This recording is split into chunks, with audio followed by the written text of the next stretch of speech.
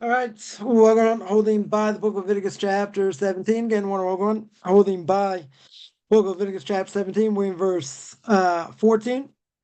And that's what we're holding last week. And again, speaking about blood over here, ki nefesh kol basar damo benafshoy hu v'omer lebnei Yisrael dam kol basar lo sochelu ki nefesh kol basar damo hi kol oichlov ikaris. So here the Torah says that, again, the life of all flesh is the blood, expiates for the soul. Therefore I said unto the children of Israel, should not eat the blood of any flesh. Life of all flesh is the blood. Whoever eats of it shall be cut off. And again, we've seen a number of verses over here, right, to show that, obviously you're not allowed to eat blood, right, but also needs to be discussed. So we started last week. What's this verse telling me the other verses don't? Well, one thing we saw is that that here the Torah says, I said unto the children of Israel, don't eat blood. So that would mean a Jew, not a non-Jew. Right? That would apply to a Jew, right? Not necessarily a non-Jew. But we saw before, because it says a sojourner, right? A stranger, amongst you, right? We spoke about that. So we saw also Rashi said, talking about the blood that represents life, right? The meaning life depends on this blood, right? You need a certain amount of blood, right? To obviously live, and that's where the soul is in the blood, etc. The Ramban over here took Rashi to task, because the Ramban over here said that he brings in what Rashi says, and he says, I don't like what he said, but he said you could explain that we're talking about the souls in the body, right? Not just in the blood, but it's in the body, right? And the soul of all flesh is in the blood, meaning in the body, and he says that the body of all flesh is called the soul, right? In other words, you got the soul in the body. Soul essentially, so we said before, it's in the blood, right? If you didn't have, obviously you need a certain amount of blood to live, right? You need a certain amount of blood to live. If you don't have a certain amount of blood, you will not, obviously you're not going to live, right? You won't be able to live. So the soul, right, the lowest part of the soul, nefesh, right, is in the blood. That's connection to the other part of the soul, right? In other words, you got the soul in the blood. Soul's keeping the person alive, but it has to be in the lowest form of the body, which is in the blood. And the blood goes throughout the whole body. Obviously, the soul goes out. Person dies, but again, you also have to have a certain level, certain amount of blood in order to live, right? So Rashi seemed to say, right, again, Rashi seemed to say over here that the whole point over here is that the life depends on the blood, right? Life depends on the blood, and we get caught up in this whole thing. The soul's in the blood's in the soul. But what's he talking about here? Right? Because literally, what does the Torah say? The Torah says, life of all flesh is blood. Right? So don't eat the blood of any flesh, because that's the life of the person. That's the life of an animal. Right? It's in the blood. And if you have less amount of blood, you won't live. Right? So again, it's not just getting caught up and say, oh, the blood's in the soul, soul's in the blood, this and that. I'm talking about the body. Body needs a certain amount of blood. Body needs a certain amount of blood. It won't live. Right? Impossible. Impossible for it to live.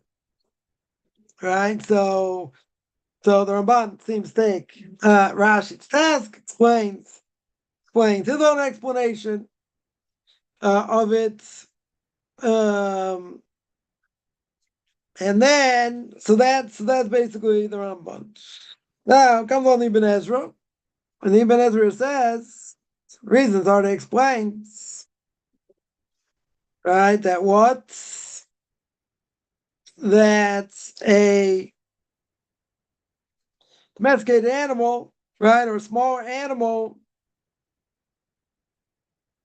and a bird doesn't go on the altar, right? Same way it doesn't go on the altar. So then it says, oh, but certain things you won't be able to eat, right? We're going to see in the next verse, right? And the veil will carry it. In other words, if a animal in the process of being slaughtered died by itself, had a heart attack, right? Let's say, or wasn't being ritually slaughtered, died, can't eat it, right? Jew for sure can't eat it, right? Because that's to go through ritual slaughter.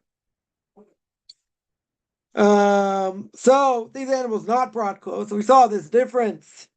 Or Chaim Kadosh brought down. There's a difference. We saw before that obviously blood goes on the altar, right? It's going to be sprinkled on the altar, and blood that is going to be covered by an animal that you're going to eat, right? Because you're going to need an animal. That blood we said is sacred. That blood has to be covered, right? You're not using it on the altar, right? So you can't eat it. So what do? So you cover it. So it says even Ezra over here. Even something, let's say you try an animal. Let's say, what happens if you didn't do this? What happens if you ate it? Yeah, negative prohibition. Right? We call it love, right? It's a negative prohibition. Right? You would get lashes. The person transgressed, there would be a temple today. If you did it on purpose. Right? In other words, if you did it on purpose, punishment more severe. Not death penalty, but again, you get lashes. Right? If you did it by accident, let's say you didn't remember, you didn't know, whatever, you did it by accident, you got to bring a sin offering, right? You don't get a free pass, but you're not going to get lashes either. So then the Ibn Ezra says, but it says later, Deuteronomy chapter 14, verse 21. It says over there, it says, Amar, the ger asher b'sharecha titenu v'achlu. You give it to a ger. Who's a ger? Right? I'm not talking about a convert over here because a convert can't eat it. Right? We'll see that in the next verse also. Right? It's not talking about a convert. It's talking about a ger toshav. Ger toshav lives amongst Jewish people. Goes against idolatry. Keeps the no laws. Can eat treif. Right? 100%. Right? He can eat treif. Right? He's, no reason for him to keep kosher. So he says based on that, okay. So what do you do over here? So if you're telling me it doesn't go on the altar, right? It's not brought close. So then he's telling me, okay, if you did it on purpose, what do you get? You get whooped. If you did it by accident, sin offering. Okay. So he says, he's talking about a ger. Right? I'm going to be talking about a ger. Ger is a Jew. Right? Jew can't eat it. So what's it talking about? So Ibn Ezra says, no, it's talking about a ger toshav. Talking about somebody who lives amongst Jewish people that does not do idolatry, keeps no laws, right? And all that, as it says above, right? Chapter 15, verse 29, right? It says, talking about a ger, hagar, b'soicham. Right, a stranger who lives amongst you. Who's the stranger? It's not talking about a convert, right? Again, it's not talking about a convert over here. And not only that, but it's also talking about a non-Jew, not even know it. Yeah, you can give it to him. He could eat it, right? So he could eat it. So someone a while ago took me to task. Probably can't imagine. Yeah, and said, "Oh, he's saying non-Jews can eat, right? Even though it says, God, right? A stranger who lives amongst you. That's the way it looks. That even a stranger, even a ger toshav, right? Someone who goes against idolatry, someone who keeps the no idol laws. Very good. They can eat blood, right? That's what it sounds like, right? Sorry, they wouldn't be allowed to eat blood either, right? But again, if it's talking about giving, carrying, and other things, right? So this ger must be done on a ger toshav, right? Can't be talking about a Jew. Jew be forbidden, right? So even Ezra points out that, yeah, you got to learn the verse properly. It's talking about a Ger Tosha. Yeah, and even an non-Jew doesn't even have, it could be an idolater. Doesn't matter. Doesn't matter, right? If by ritual slaughter today, what do we have? You have the hind quarter of the animal cannot be eaten, right? Jew can't eat it. Why not? Because you got to take out the sciatic nerve. Now, try and take sciatic nerve, out of a cow. It's a lot of work. Call that in the vernacular, we call that trabering. Right? Very few people know how to do that today, and even people that would know how to do it probably would not be cost effective. Right? And the reason is because it takes a long time, so it costs a lot more. So what do? So the hind quarter sold to a non-Jew. Right? They sell to the non-Jew for probably pennies on the dollar, right? Or pennies on or pence on the pound, or whatever your currency wherever you live. Yeah, they're selling it for very little. Because non-Jews know they're not going to pay a lot for it because Jews can't eat it. Okay. Yeah, so that's what happens. Now, so why did I mention that? Because the animal, right, the hind of an animal is going to go to a non-Jew. We don't make any distinctions. No hide, Christian, Buddhist, doesn't really matter, right? Whoever's going to get it, will get it. And nothing to do with religious affiliation, right? So that you're allowed to give them. It's not a problem, right? We're going to see that. We're going to see that in the next verse, right? Any carrion or a treif animal, right?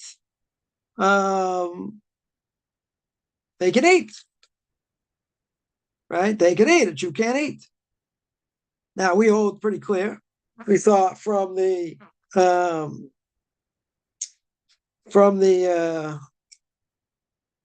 Yakar brought down when we spoke in chapter 11. I think in chapter 11, Book of Leviticus about kosher animals, non-kosher animals.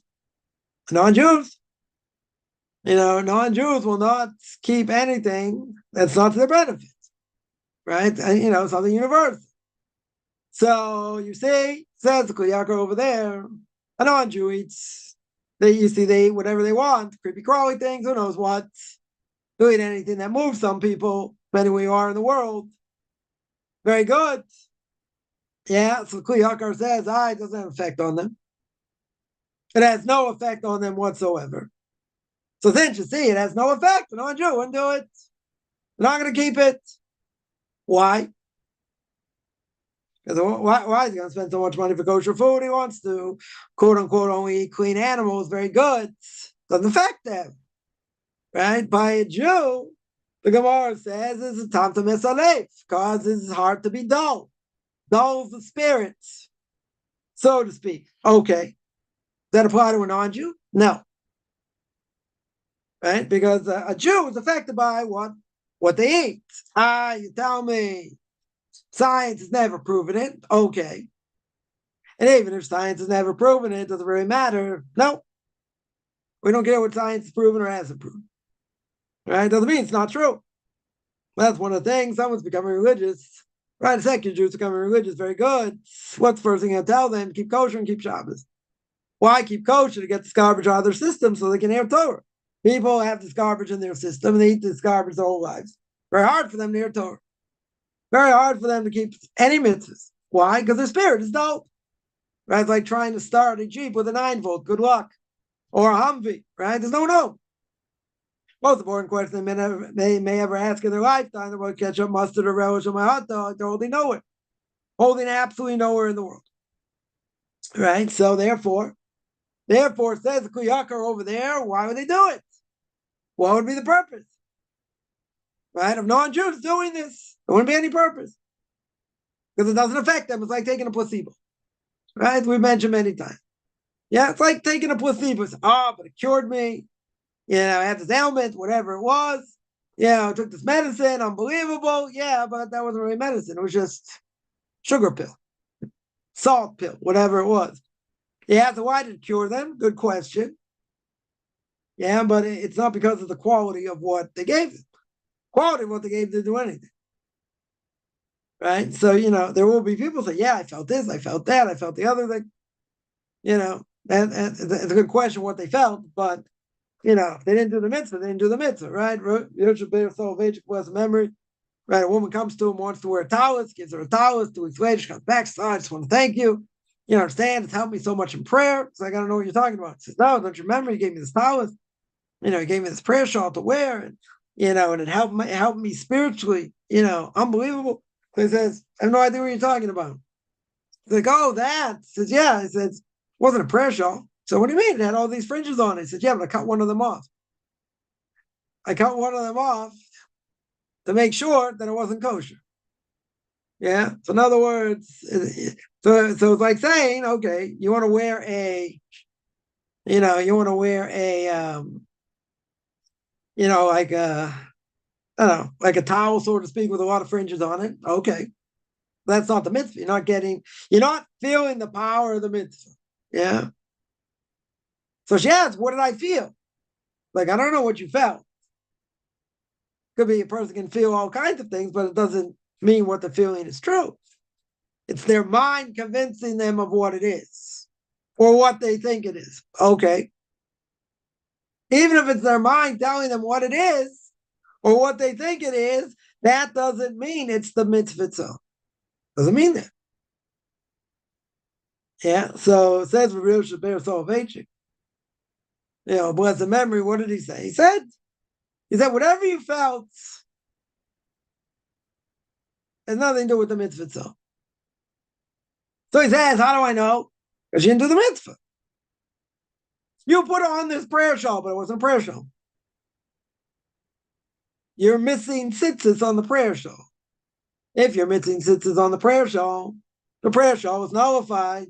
If the prayer shawl is nullified, guess what? You didn't get the mitzvah. Right? You didn't get the mitzvah. So therefore, in this case, I've heard many people say it, that, they get so much benefits. They enjoy eating, clean animals that are kosher, very good. They want to spend a lot more money for kosher food. Okay.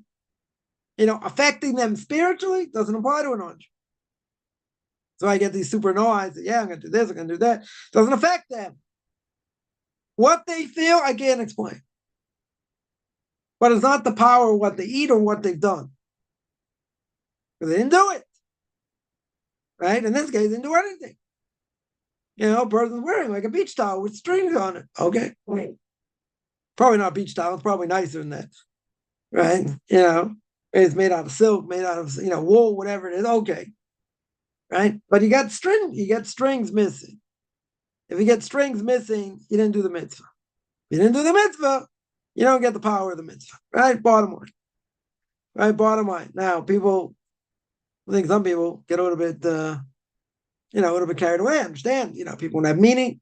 They want to, feel what it is, whatever. I get it. But at the end of the day, if you didn't do the mitzvah, you didn't do the mitzvah.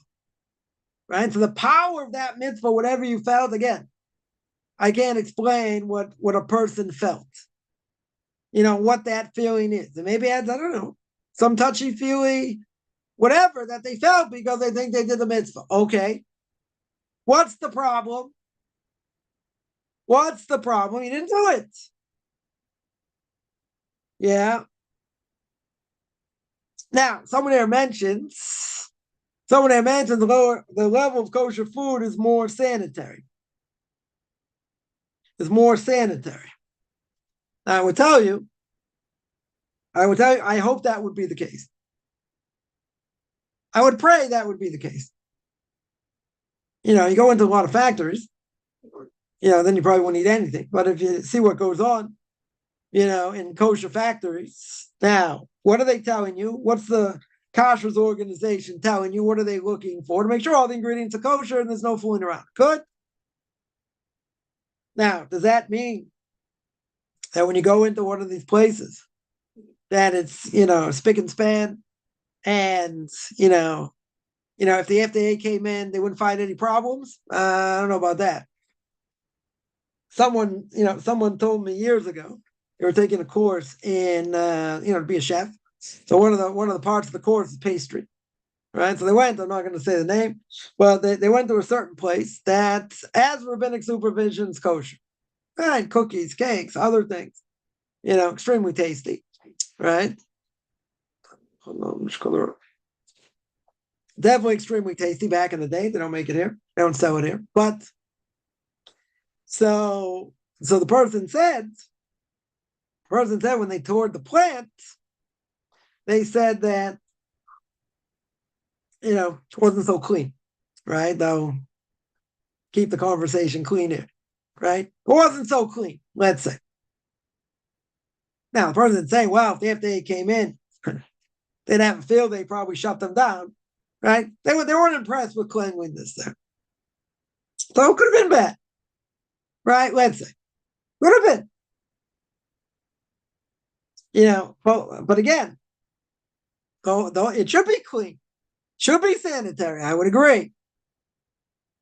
And by kosher slaughter, they should slaughter in the best way possible to make sure the animal doesn't suffer, right? So that's one of the problems with Baskin had, right? They came in, and he got raided. They found improprieties. They found some things, yeah. Some things they claim weren't humane, or they weren't keeping him in a very humane way, whatever it may be. Yeah, that's a whole crazy case also. Even his first offense got 27 years in prison. It's like nuts, right? Thank God he got out after 8, but like that was a whole catastrophe. But I would say that, any of these plants, any of these things, yeah, they should be held to a higher standard. Should be clean in general. I mean, this stuff is going, whatever they're making is going to the consumer. Shouldn't be a disgusting place. Should be sanitary. I would agree. Right? But I would just point out that should be the case. Very much should be the case. Well, it's not always the case. There's a big misnomer that people say, oh, it's kosher, it's cleaner, it's healthy. Well, it's plenty of food that's kosher, it's not healthy. Probably kill you in the process. Anything processed, yeah? Probably not so healthy. Probably not so healthy. Okay. Now, even based on that, right? Even based on that, sanitary-wise, it should be. That, I think everyone would agree. Now, if it's not so sanitary, does that mean the food's not kosher? And what would the answer be? Depends. I mean, you can have these open vats or whatever. You can have flies in there, who knows what. If it is flying around, one thing. Maybe the one drops dead of a heart attack gets in there. It's okay. So you could say it gets mixed up, it gets crushed up, right? So you wouldn't have an issue, right? Because it's crushed. The only forbiddenness of eating, live animal, it has to be whole, right? If you eat parts of it, God forbid. If you eat parts of it, what's going to be? So that's different. It's ground up. It's not recognizable. It's bottle. It's nullified. You can say, oh, that's gross. Could be eating bugs, this and that. Yeah, but again, something got in, it got ground up, whatever it is. We don't hold that's forbidden. Might be gross, but if it got in there and it got ground up, you could eat it. Right? It's better not to know. Right? That's why I would never tell anyone. Let's say a person in a kosher restaurant, want to complain about the food or see what's going on in the kitchen. You might not like what you see when you're in there. Yeah. Now again, I would agree 100%. Should it be sanitary? Yes. Right? Because other people are going to eat it. Very good. Should be sanitary. Now, if it's not sanitary, let's say it's less sanitary, what's the issue? You'll say that's gross. Okay. You're getting a nice package, whatever it is you're going to eat. You have no idea what went on before. You didn't see what happens. Because you didn't see what happened, you're going to eat it, right? If you saw what happens, you're going to eat it. I remember I was in a certain place, saw how they made sweets, like sucking candy. Saw the whole process. At the end comes out this very nice, candy, very much wrapped up, very good. Okay. Someone says, you want one? I'm like, no, I'll pass. I'll pass. But this is a misnomer. Doesn't mean it's not kosher. Right? I'm not saying it's not kosher. It might be kosher. Yeah. Health-wise, sanitary-wise, you would hope, even at a minimal level. Yeah, it's plenty sanitary. You hope. If you know otherwise, you're not eating this stuff. Probably not even in a pinch. You'd be disgusted. Yeah. And there are times the person can open up a cake, whatever, fine. Like, dead fly in there, or it can happen. They get in there. Right? It's not unheard of. Oh, but it's supposed to be so sanitary and this and that. It can happen. It does, the bottom line is it doesn't make it not kosher. People think, oh, it's a clean animal, I'm eating healthy. Yeah, plenty of things you can eat from, an animal that are high in fat and cholesterol and this and that make it not healthy. But you say, okay, it's the animal itself and the way it's slaughtered, and okay. Right? I'm not going to argue that point. But I would say, nonetheless, by a non-Jew doesn't affect them. Placebo effect. Now, before conversion, they're going to have to start keeping kosher, sure. When should they start doing it? Good question. Right? They have to start doing it straight away. I would say no. Right? Doesn't necessarily affect them. Yeah. Yeah. So if it doesn't affect them, as we said before, why would they do it? What would be the purpose of them doing it? The placebo effect. Right? Sorry, a placebo effect. Because that's what it is. Right? They'll say, oh, it feels much better and it's healthier and it's this. Okay. But, non-Jew at some point, in the process of conversion, are going to start keeping kosher somewhat. Some point. That's what they're going to have to do.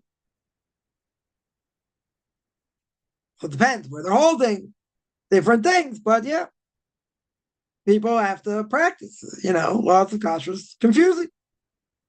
You have to know what to do. You have to be prepared. Yeah, a few questions here. Deal with. Somebody asked, all right, totally off topic here. Can you tell the truth about this new trend of having a Jewish class and Kaddish in the name of Gentile, saying the mourner's prayer for a Gentile? Not even Noahites, to elevate their souls. So I can't answer that because I haven't heard about it, right? But if you want me to comment on it, that there's a question, someone converts. Yeah, someone actually converts. The parents don't convert. Right? Parents aren't Jewish. One of the parents dies. Now, if one of the parents dies, you say Kaddish. Do you say the mourner's prayer?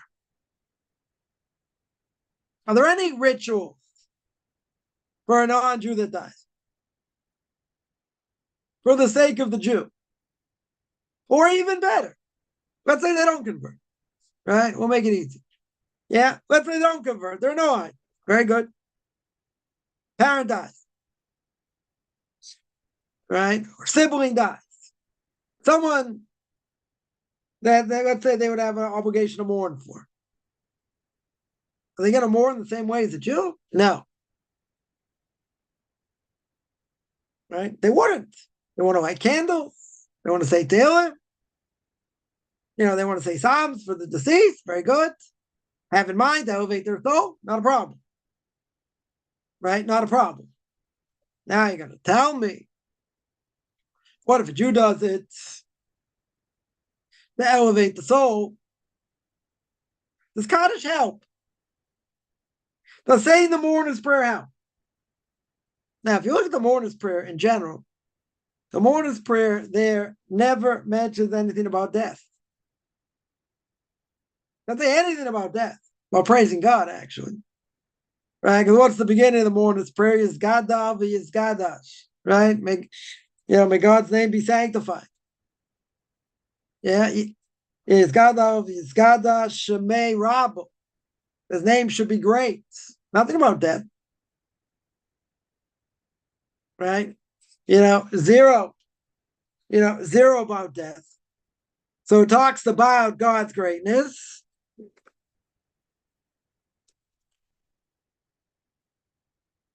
Right? So you might tell me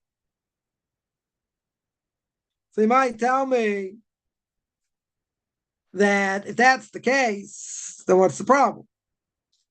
If that's the case, then it's not an issue for an argument. Right? Because essentially, what does the Kaddish prayer do? Or let's say better, what does it really mean? Right? What does it really mean? It's the name and glory of God. Right? It's talking about God's presence, God's glory, the fact that he's hidden in the world. So essentially, it's not a prayer for the dead. Right? But it talks about redemption, rebirth, for those who left us. Now, it's brought down, Sefer Hasidim, by Rabbi Yehuda Chositz, the 12th century, who said Kaddish begins said for a non-Jew. In what case? In times of persecution and crisis.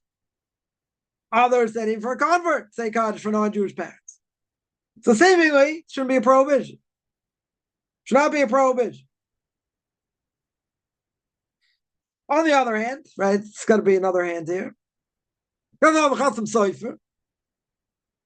Known as Ramosha Sofer in the 18th century, said Kaddish can be said for a Jew, even for a Jewish sinner, even if he would lose the portion of the world to come. Yeah, that'd be a big novelty, but he's got one caveat. What's that? Custom is not that only one mourner says Kaddish, so it's denied another the right. All right, in other words, you have other people saying it also. You don't just have one person saying it. So you have other people saying it. So that person says it's together. Okay. Right? So some would say, okay, if you want to do that, you're going to say the mourner's prayer for a non-Jew. Have in mind for Jews also. Other Jews that die. Right? That you could do. Now,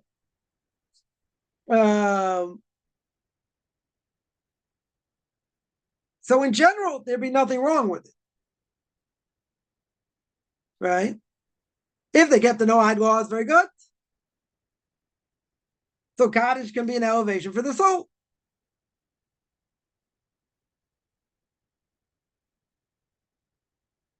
So if they're believing in one powerful God, good.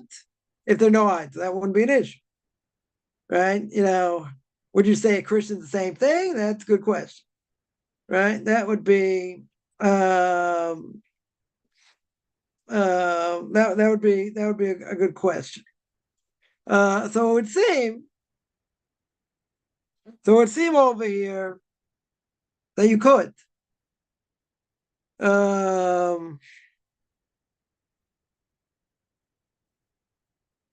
Says Ravaji Yosef, also you could do it. The prayer is meaningful regardless of whom you're cited for.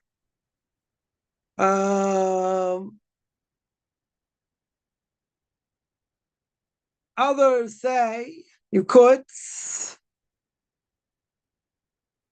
but other people may not know why you're doing it, so it may look bad, right? So it should be avoided. But again, it's going to depend if you're saying it, if there are more than one people saying it, right, or not. So essentially, you could, right? Essentially, saying Kaddish again. It's not a it's a mourner's prayer, right? But it has nothing to do with mourning. It's not about making God's name great. So really, I mean, it might be some issue here, a little bit, but for argument's sake, it's okay. Right? For argument's sake, should be fine. Right? To do. So now somebody asks, what about having a shiur? What about having a Jewish class? And you say the mourner's prayer in the name of a Gentile, not even an Ohio, to elevate their soul. But if you say, let's say the person was a Christian, love Jews, but let's say they're a Christian. Don't we hold Christianity is idolatry? Right? Most rabbinic authorities hold it's idolatry. Some would hold they believe in the same God. Yeah. If that would be true, could you say Kaddish for a Christian? Could. Siri, you could. But again, there was a caveat. And the caveat is to have in mind for a Jew also. Not just for the non-Jew. But really, technically, you could do it. Right? You could do it. If the deceased was a Noahide, sure, that's not a problem. Question is, what if they were Buddhist? What if they were Hindu? What if they were a Christian? They don't all believe in the same God. For sure not. A Muslim would be easier. Right? They believe in one God. Much easier. Right? Much easier. So I would say they could do it. And that should be an elevation for the soul. That should help the soul. Someone asked, do non-Jewish souls elevate with their children's prayer? Oh, so we hold by Jews that by a Jew, if they're going in the right direction, they're doing what they're supposed to do, then what they do in this world elevates, every mitzvah they do elevates the parent's soul. If they transgress, parent may suffer for that also, even if they're already, over the age of bar mitzvah, whatever, right? Parents may suffer for things they do. If they brought up the kids in the wrong way, parents going to suffer because of it. For sure, the parent will suffer because of it, right? Because the obligation of educating children is on the parent. It's sure on the parent. Now you could tell me that in a lot of households, a lot of Orthodox households, you can have Jews that have gone off. They go off for a number of reasons, right? It's not really the topic here, but they could go off for a number of reasons. Problem with parents, learning issues, disabilities, whatever, a lot of things, a lot of reasons a child could eventually, God forbid, go off. Now, even if they go off, you can say parents were the best parents, did everything they could, this and that. Not the parents' fault. At some level, though, there is. Even though we say, now that kids can pay for the sins of the parents, that's only if they go in the wrong direction. Right? If they go in the wrong direction, the parents went, then that curse applies. If they go against it, that curse wouldn't apply. Right? But, parents have an obligation to bring up their kids the best way possible. Now, isn't it possible a child could learn something from the street, they see something, they befriend the wrong person, they go down a spiral slope. So you tell me, well, it's not the parents' fault. Parents with a kid, trying to keep the kid away from this kid or whatever, but that kid had a really bad influence, caused them to go off. Let's say. Can we really say it's a problem with the parents? Again, at some level. Maybe it's indirect. Okay. Maybe. Kid could have the best parents since Rebbe embarrassed him. And from there, then he had no interest to learn. He fell behind, different things. It wasn't the parents' fault. Parents tried to build him up, tried to help him, this and that. And it just fell in a spiral. Went into a spiral. Not the parents' fault. But again, some level of some level of liability. Some level of liability. So if the kid goes in the right way that the parents taught them, good. What happens? What happens? The kid is going to elevate the soul of the parent if the parent died. That's what's going to happen. If parents do their best to educate them, kid goes on a negative path. So for everything they do, this is again a catch-22. But for everything they do, parents are going to suffer that also. Because at some level, the parents involved. Right? At some level, the parents get blamed. What happens? So it's a very big catch-22. On the one hand, the kids can elevate the parents' soul tremendously. Making blessings, keeping Shabbos, keeping kosher. Parents will get those mitzvahs from their kids, their grandkids, and all the way down. They're all, they're going in the right direction. So that the soul gets elevated exponentially. But let's say parent didn't educate them that way. They didn't keep Torah mitzvahs. The parent dies. Kids go, not going the right way. That parent's going to suffer. They'll probably suffer other things, plenty of other things also. But the parent's going to suffer tremendously. Because they're going to get slapped upside the head for not educating the kids the right way. No matter what their excuses, it's too expensive, it's this, I didn't really believe in it. Well, now you know absolute truth. Right? It's good for Elul. You know absolute truth. You're in that world now. How can you deny it? Now you know what the truth is. Too late. And most likely you're not coming back. Right? As a reincarnated soul. It's not going to happen. Right? Most likely a person comes back into this world twice, 3 times. Right? Sorry, 3 or 4 times. Maximum. The person's not coming back.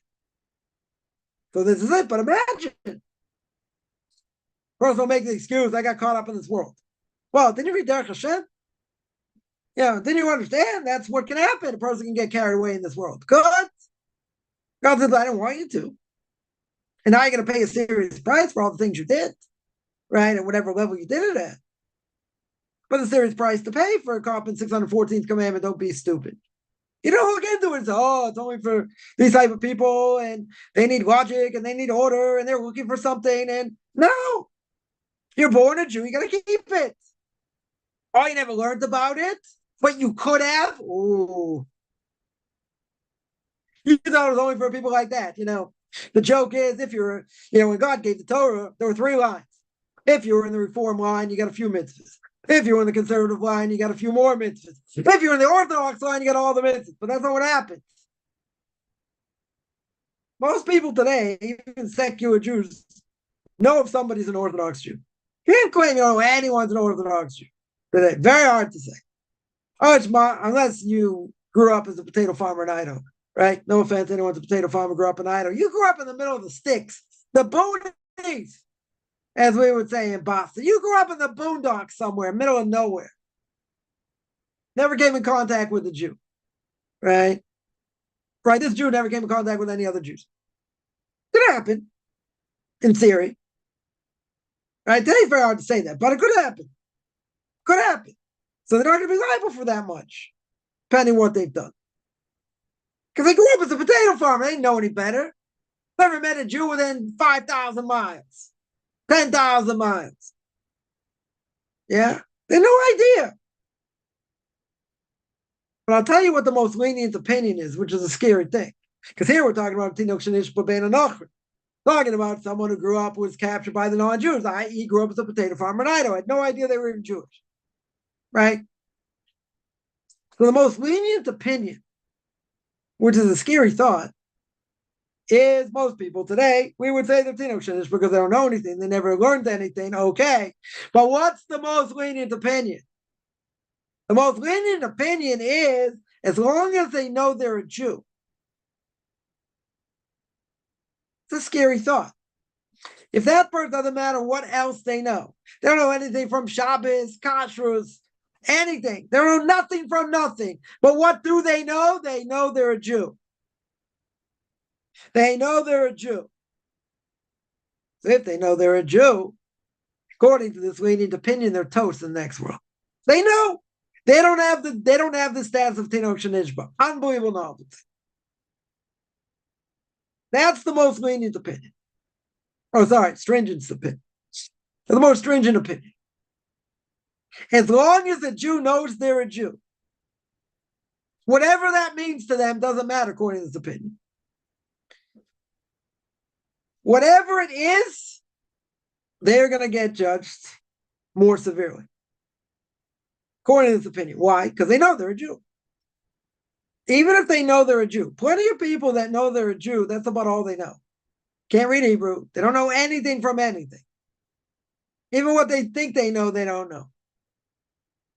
So how can you put that stringency on that? It's very hard to say.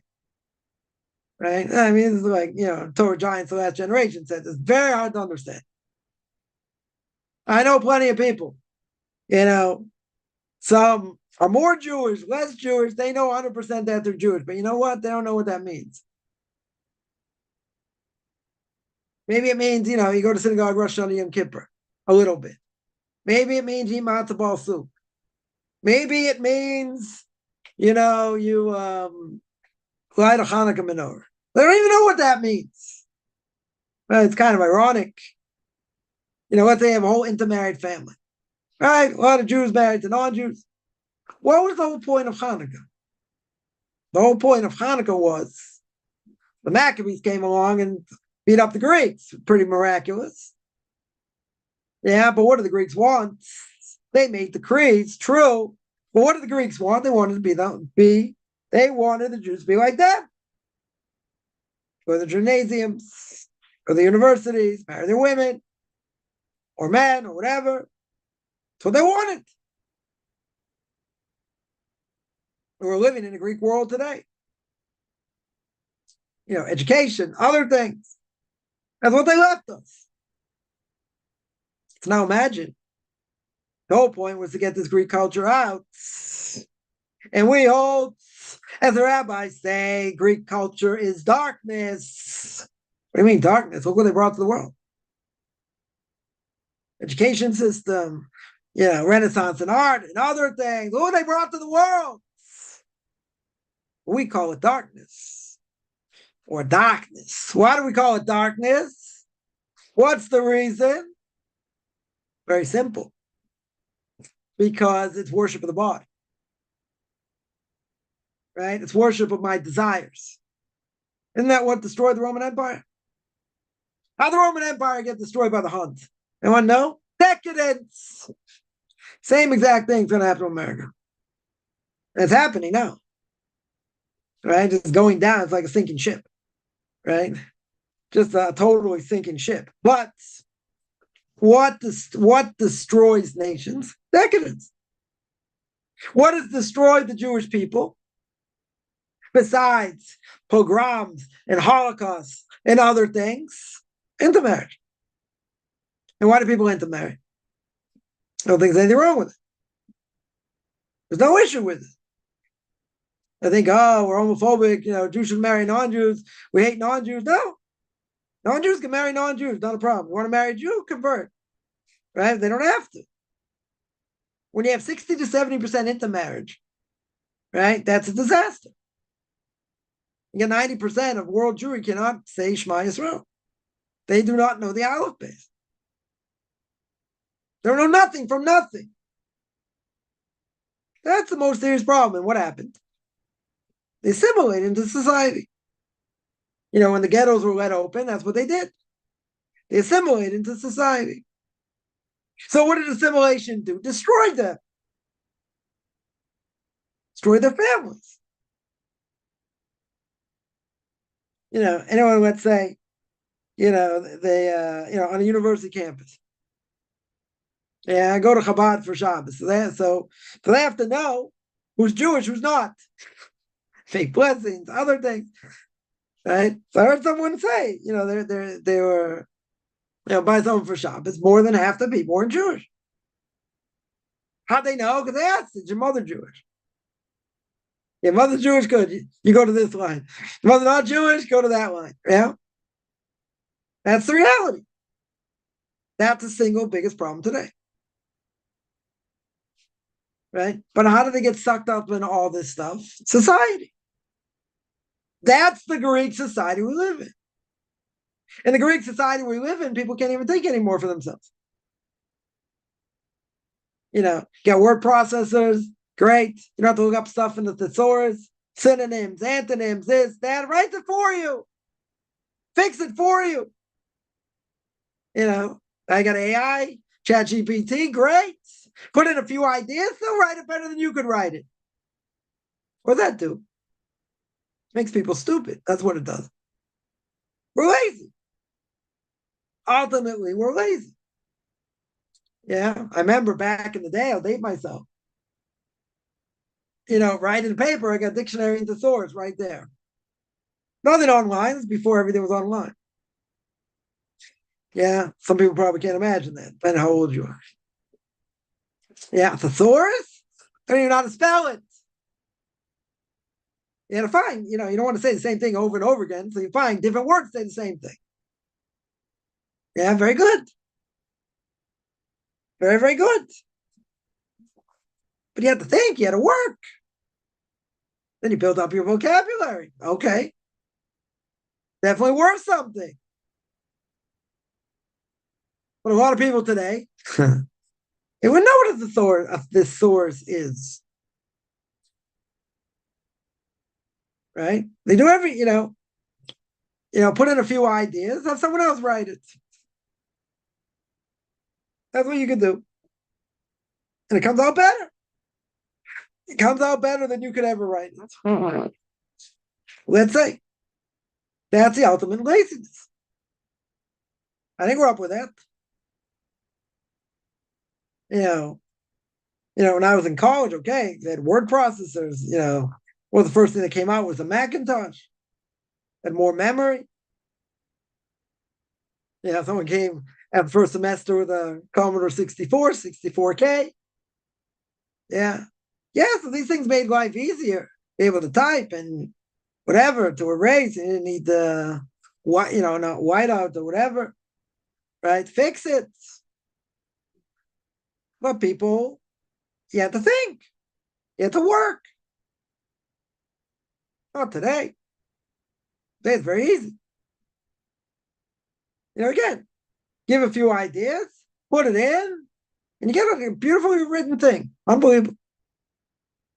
Get a beautifully written thing. Tremendous. So what happened to hard work? What happened to using the brain today? Come up with a few ideas, do a little bit of research, put in a certain formula, boom. Yeah, there you go. You get your paper with all the footnotes. A lot easier. Doesn't make you smarter. Doesn't make you wicked smart. Right? Does not make you smarter. You see that today. Speak to people. I'm not saying, even with someone with a higher IQ, might be more intelligent, but they may have study better, other things, but so much easier today. So much easier. You have to think. Or you have to think less. Doesn't make people who they should be. I'm not saying having a big vocabulary really means anything either. Because then you speak to people that have no idea what you're talking about. It may be good in some ways. Yeah. But in general, what would I say? Where do people get vocabulary from? Where do they learn? They read. I never read for fun until I was in my 20s. For fun. Read because I had to. I was much better at math. So I got the geometry than I was in English. I had no interest in reading. I just glance, this, that. But you pay a price for that. Yeah. So you tell me, well, it depends how it's written and what this. Okay, but people don't use their minds today. People aren't as creative today. You can't just sit down and let's say, okay, write something, think about something, put it into words. I'm saying it's such an easy thing by a lot of people. You got these other things to help you, so it's not so hard. But to do it yourself. Again, how much vocabulary really a person needs. Gotta be intelligent or look intelligent. Be intelligible, let's say. Doesn't mean you have to be on a high sophisticated level, because most people aren't. You talk about things that no one understands. Okay. I'm saying you could use certain words. People say, what'd you say? It's like more than 2 syllables. I'm like, what? Again, in the bigger scheme of things, these things really mean that much? Not necessarily. I'm just talking about the society in general. The lost arts. Yeah. So imagine you had to sit down, right? You have no computer, no laptop. You have to write something, pen and paper. See how creative people can be. Now, if you don't have anything in front of you, yeah. So now you can't look things up. You can't go to Rabbi Dr. Google, look things up. Get information. The research. You got to think. But I think people are ultimately lazy. They don't want to think. They don't want to work hard. Person playing Sudoku, crossword puzzles. They get stuck. What do? Now, if you're really into the challenge, what would people do? They'll look things up. Right? They'll think about it. They'll come back to it. They'll get something to eat. They'll think about it some more. Maybe change some things around. What would other people do? They're not going to get stuck. They're not going to get stuck over here. I'll look it up. I'll get the answer. People don't want to be challenged. Some people do. Okay, I'm not taking statistics here, right, on what they are. I would think today people don't work so hard. I mean, I see that. People don't work so hard. That work ethic is gone in many ways because everything is now so easy. It's very easy. Like we said, you want to think of another word for a certain thing without anything in front of you. You're going to be hard pressed. You put it in Word. There'll be a red underline. Think of this word, or think of that word, or that's not what it really means. Right? Syntax is bad. Right? It'll tell you everything. But you yourself, you're not gaining from that. You don't understand how it works. You just want the answer. You want someone else to write it for you. Very good. Yeah, it's going to make a lot of people very stupid, which it does, right? Which it does. Because people, in general, don't want to work. Someone asked, can Kaddish be said Warner's prayer not in the minyan, such as at home? No. Kaddish can only be said with 10 men. Only be said with 10 Jewish men. Right? It should not be said by yourself. Right? There are certain prayers cannot be said by themselves. Right? Kedusha, by the Shemona Esrei, silent meditation, whatever you want to call it, you need 10 men. Baruch Hu, when you bow, you need 10 men. Right? Certain places, certain things you need to say with 10 men. Kaddish cannot be said cannot be said by yourself, right? Definitely cannot be said by yourself. Reading Torah, you can't do that, right? Reading Torah, same thing. Can't do that. You need 10 men to be able to read Torah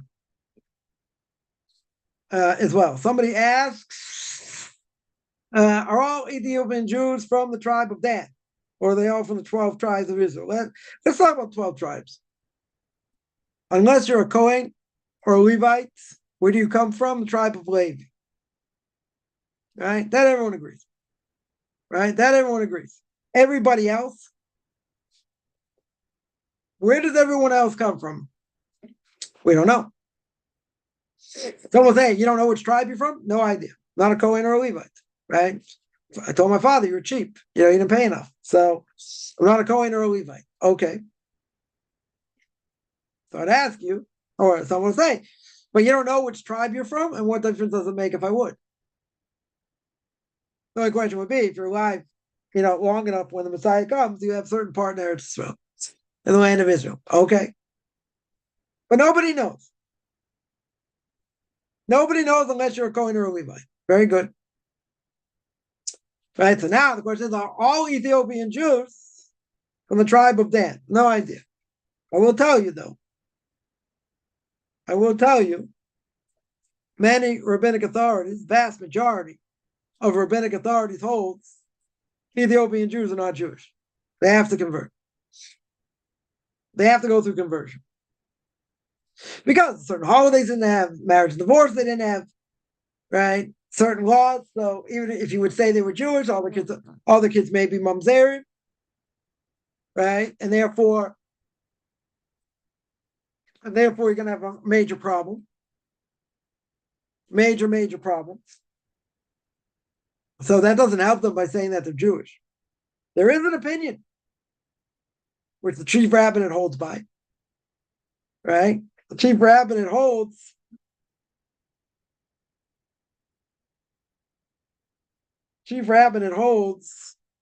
that according to the psak of Rav Avadia Yosef, right? He held they were Jewish. They didn't need conversion, right? That is what he held. Now, most other rabbinic authorities don't hold that. So they hold you have to go through conversion. Right? 100%. Right? 100%. They have to go through conversion. And it makes sense because if they're not Jewish, or if they were missing, let's say marriage and divorce, right? Let's say they were missing marriage or divorce. So what do you have? So you have that their kids, right, would be mamzer. You're not helping them, right? Just the opposite. You're not helping them. So therefore, most rabbinic authorities hold that Ethiopians are not Jewish. And they have to undergo conversion. Now, if that is true, if what we said is true, then what do I have? Then I would say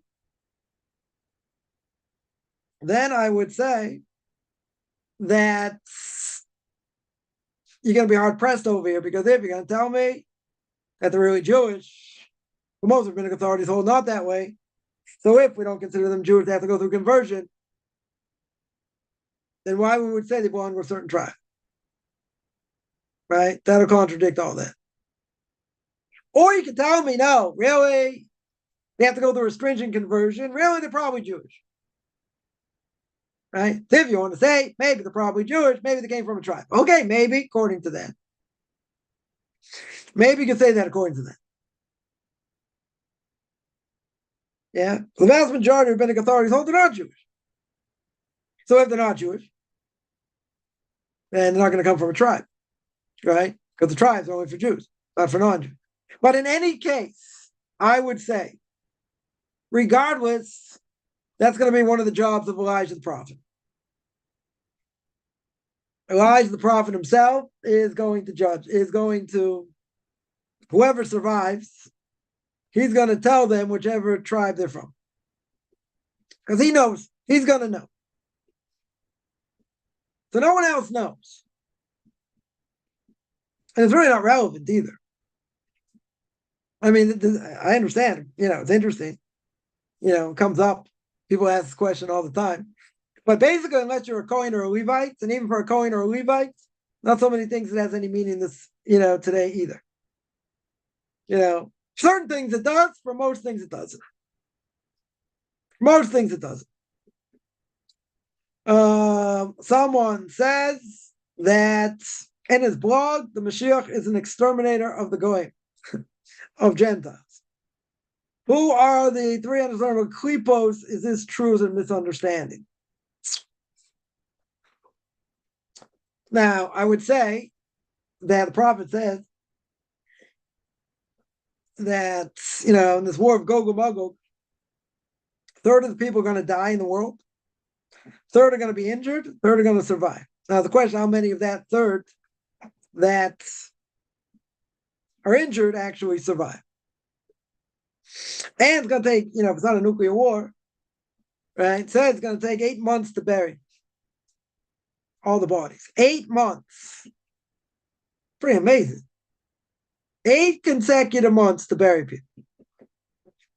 So now, say if you tell me, anyone who's idolatrous, they're going to die, good, they're out.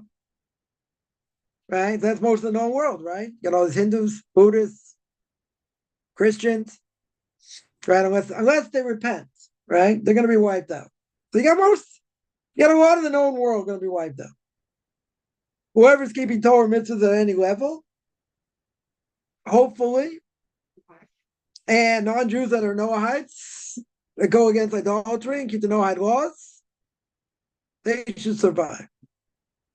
They should survive. Now, to say that the Messiah is the exterminator of the Goyim, I mean, again, there's going to be a war.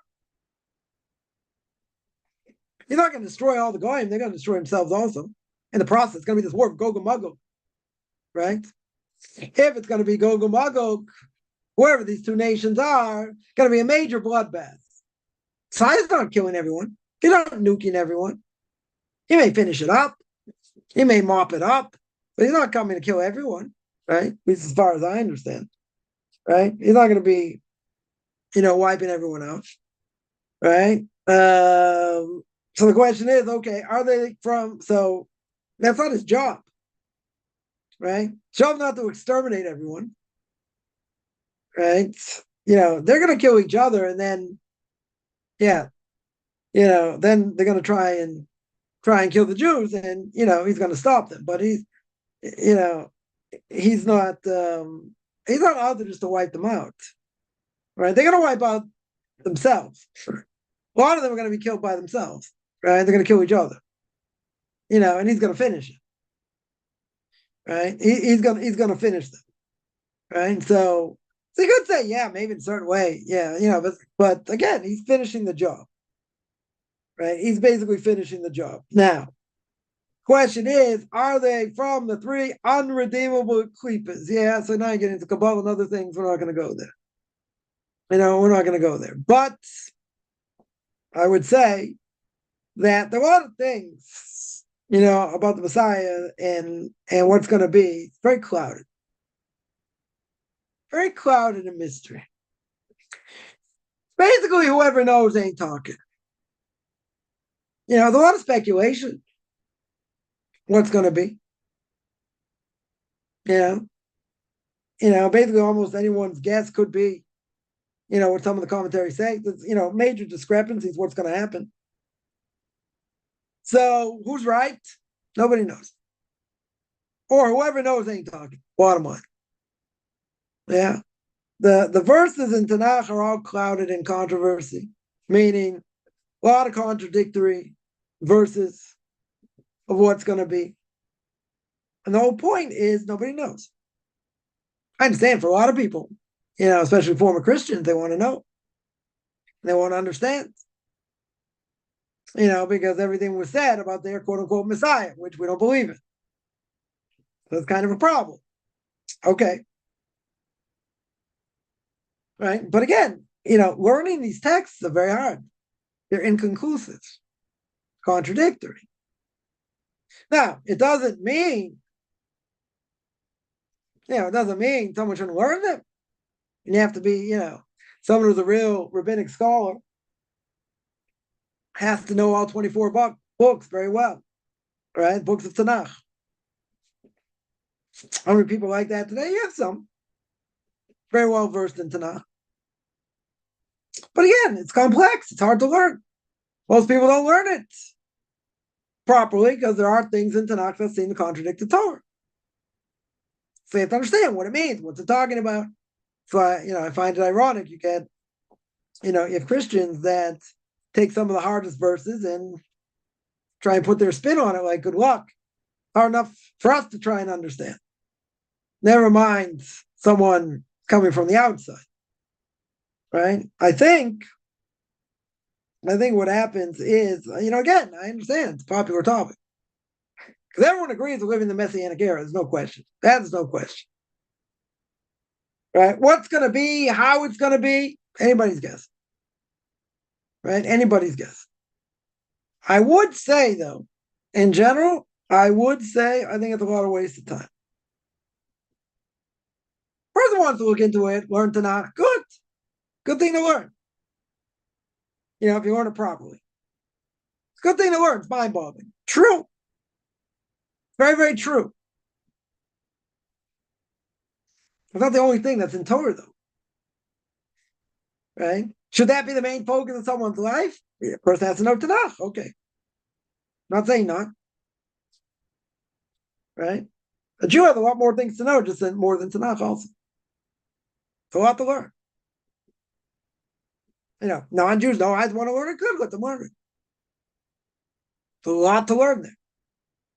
Some very deep stuff there. What's really going on behind the scenes. Because what we read, in theory, if you just read the words, even with a good translation, you're going to say, what's going on here? Yeah, it's very hard to understand. Many, many things. You look at the Torah, same thing. Many, many things. You want to read it like, a 5-year-old? Okay, you'll get something out of it. You start thinking into some of what's going on, hard to understand. I think the whole thing with Lot and his daughters comes from Lot and his daughters, Moab, from my father. Who comes from Moab? Ruth. Who comes from Ruth, King David. Very strange. Very strange, the Jewish Messiah. It's going to come from the line of David. Has to come from the line of David, who came from Moab.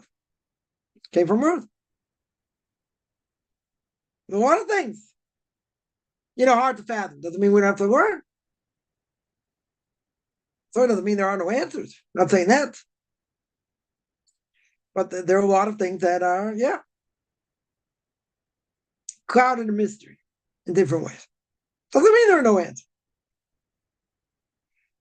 But they need to be understood.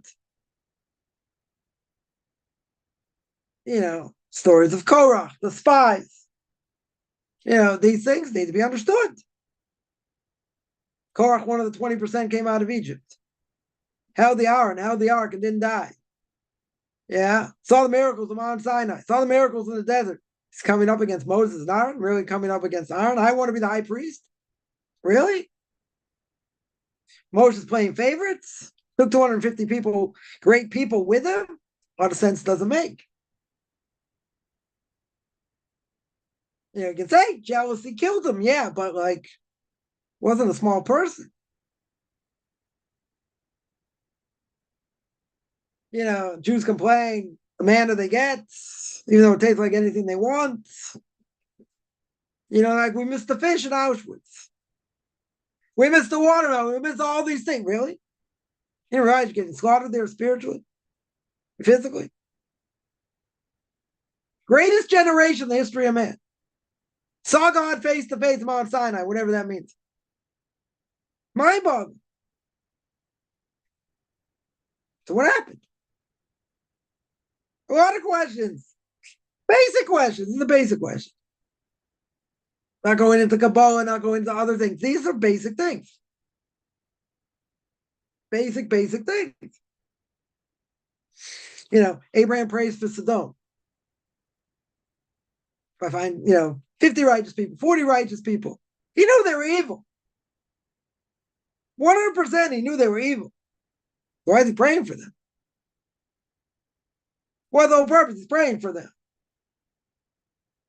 Saying mercy, even if they were 10, but he knows the majority of people are evil. It's a disgusting place. God's going to wipe it out. Again, these are basic questions. So you could learn Tanakh like, a 5-year-old, or you start thinking into things. And it's complex, as we would say. Right? It's complex. But see, a lot of people want to understand the most complex things, which is okay, without really even know the basics. So I tell people about learning Kabbalah that, you can't run till you learn how to crawl and walk. And you can't study higher mathematics, calculus, without algebra, trigonometry. You got to be ready for it. So I hear people, talk about Kabbalistic ideas, this and that. Wouldn't trust a word they say.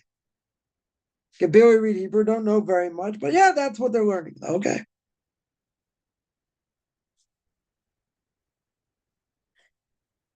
It's a problem. I understand deep things people want to know. Okay. You're taking sound bites. Small sound bites.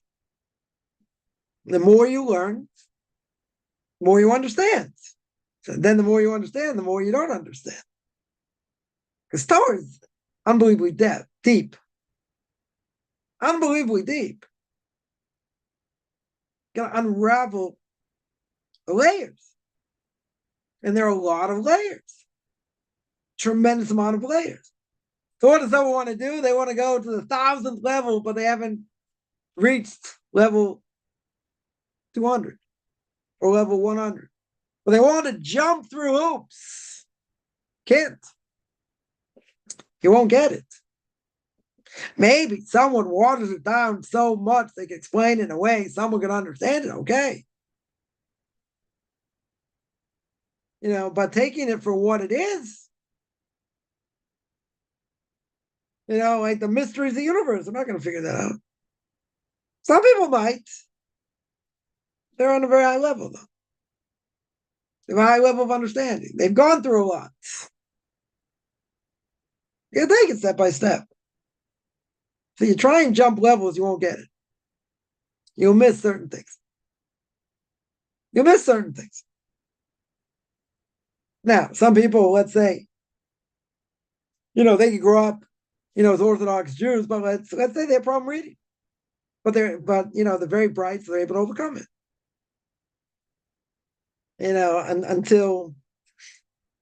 Until they can't anymore.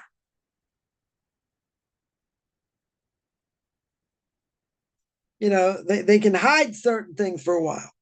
That's how some people can fall through the cracks. Because their mind can be razor sharp, work very quick, but they can't read. Can't read the text. They missed a bunch of steps along the way. Now, at some point, that's going to catch up with them. At some point. But there are people that happens to. And what happened? They missed steps. Somewhere along the line, they missed something.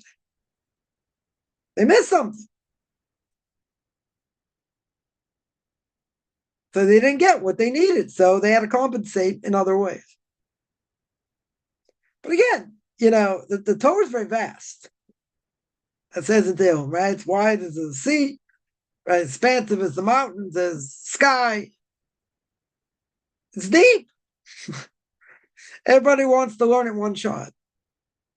They want to know, all the deepest things or whatever. Okay, I get it. You gotta take it step by step. If you don't take it step by step, you will be lost. 100%. You will be lost. Again, if I hear certain people say certain things, and like that's not something you should be doing. It's not something you're ready for. And you shouldn't be. No reason why you should be at this point. Takes time. But then nobody wants to take the time. Everyone wants everything yesterday. Everybody wants, all the knowledge in one shot. Doesn't happen that way. And Torah is complex. I told a number of people, they said certain things. And I said, yeah, but you're missing information. I said, what do you mean? I said, you brought up a good point. Right? I said, you bring up a good point, but you got to remember one thing. You're missing this, that, and the other thing.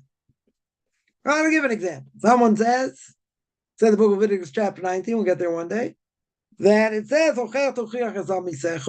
you have to rebuke your fellow Jew. Right? It doesn't apply to a non-Jew. So it shouldn't bear a sin. Right? Now, if I don't know anything, right? We'll get to that verse one day. But if I don't know anything, what would I say? Probably going to spend a lot of time on that verse. But what would I say? It says, you have to rebuke your fellow Jew. Okay. When? When do you have to do that? So someone will say, when you see them sin. You have to rebuke them. Every time? What if you rebuke them too harshly? Now they hate Judaism, they hate Jews. What about the end of the verse? The end of the verse says, so you shouldn't bear the sin. Right? So if you rebuke someone and you embarrass them, let's say, you bear the sin. All right, but they need to be rebuked. Okay. Very good. Torah doesn't tell me in what case. Torah doesn't tell me how many times. Torah doesn't tell me what if I don't know how to rebuke. Someone brings up a question, but they're missing 3, 4, 5 different pieces of information. So no, you can't say that because of this. You can't say that because of that. Right? Someone gets flustered and they say, why don't I know that? What's the answer? What's the simple answer? First of all, you never taught it. You never learned it. You're born a non-Jew, for better or for worse. You haven't spent years learning. If you spent years learning, you might know some of these things. If you're learning intense and this and that, you might learn these things. But it's going to take time. It's going to take time. People say it's not fair, this and that. But you can't make assumption. That's what people do sometimes. They make assumptions without knowing the full picture. So how can you do that? People make assumptions all the time. Now, maybe some of the, I'm in a generous mood, let's say, maybe some of the assumptions are true. Maybe they're good assumptions. Okay. Well, maybe they're way out assumptions that will never happen or don't apply. How do you know they don't apply? If a person knows what they're talking about, they know. Does it apply or doesn't apply? If it applies, good. If it doesn't apply, some people get flustered and they say, how come I don't know this? Why don't I know this? What's the answer? You never taught it. You spend years and years in yeshiva learning, going through tractate after tractate, going through all the commentaries, understanding, practically speaking, what we should do, for these different Gemaras. No. The answer is no across the board. So how would you know? How in the world, how in the world would you know? It's a humbling process. But at the same time, People can say what they want.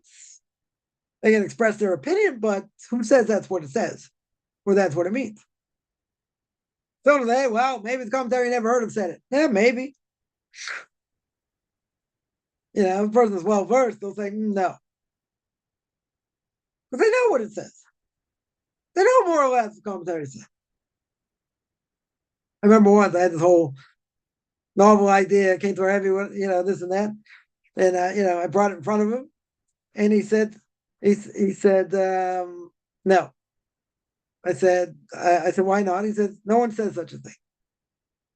He says, nobody says such a thing. So I asked him, I said, well, maybe there's a oral commentator, later commentary you didn't see that maybe says such a thing. He's like, no. That was it. Right? Someone knows Torah at the back of their hand, know all the source, no. I said, anyone? Even close? Get out. No. Okay. Barking up the wrong tree. Yeah. We're not coming to, say things that no one's ever said before.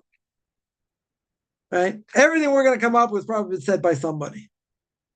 Why the last 48 ways to acquire Torah, Pirkei Avos, chapter 6, it says that there are 48 ways to acquire Torah, right? You earn one each day from the days of between Passover and Shavuos. The last one is saying something in the name of someone you heard it from. Right? So I spoke about that class on Spheres Omer, as I mentioned. I mentioned over there, why that? Why is that the last one? Because what's the next day after the 48th day? What's the 49th day? It's going to be Shavuot, right? Sorry, 50th day is Shavuot. You count 49 days. 50th day is Shavuot. So why is this the last one? I give other things, right? There's a whole list of things. Listen to the rabbis, fear of God, other things, whatever. I could have thought of a lot of things. Why this one? Why would this be the last one? The next one is going to be? Next thing is going to be getting the Torah Mount Sinai, right? Staying up all night learning on Shavuot. So I gave my own explanation. Wow. Unless I see anyone who wrote it, so, any of the commentaries, but I still think it's true, right? So you take it with a grain of salt. So what was my explanation? Just imagine, this happened to me a while ago. I had an idea, learning something. I didn't see anyone who brought it down. Thought like this, thought like that, looked up this, looked up that. Didn't see anyone. Normally, if you don't see anyone who brings down the question, it's probably not a question. That's probably they thought about it and rejected it, but whatever. I didn't see anyone who brought it down. And then one day I saw one of the later commentaries. One of the later commentaries said it, and I didn't exactly know what I hit until I saw it was depended on five or six different topics, different things. So I really hit something, but didn't really realize what I hit. So now imagine at that point. Imagine at that point, I had this idea. Saw someone else who brought it down. What would a person rather do? Say it in the name of the person that originated the idea? They said it 300-400 years ago. Or to say it in your name without mentioning them. What would be the obvious thing someone would do? You mention your name. See how smart you are. People see how smart you are. See how wicked smart you are. They say, wow, look how much he knows. Look at this great question. This and that. But what's your obligation? Says the mission Pirkei Avos, what's your obligation? You got to say it in the name of someone, of the person you heard it from. How do I know? Where's the source? What's the source? Source is going from the Book of Esther. Right? Because Mordechai said in the name of Esther, or Esther said in the name of Mordechai. And that, says the Mishnah in Pirkei Avos, that's what brings the Geula, the redemption, much closer. Because you said it in the name of someone else, not in your own name.